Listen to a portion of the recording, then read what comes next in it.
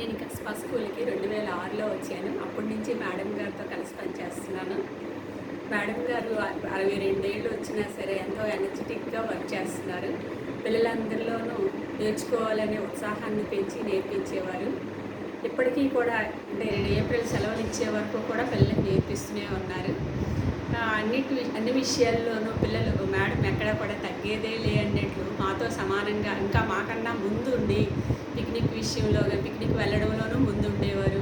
Classes తీసుకోవడంలోనూ ముందు మేడంకి ఏ class కావాలో ఆ క్లాస్‌కి డెమోలు వేయించుకునేవారు.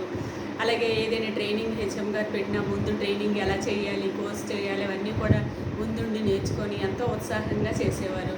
మేడం గారిని చూసి ఇవన్నీ కూడా మేము కూడా నేర్చుకోవాలి. మేడం గారిలాగే మేము 62 ఏళ్ళు వచ్చే వరకు కూడా సర్వీస్‌ని ఎనర్జిటిక్‌గా చేయాలని మమ్మల్ని ఆశీర్వదించాలి.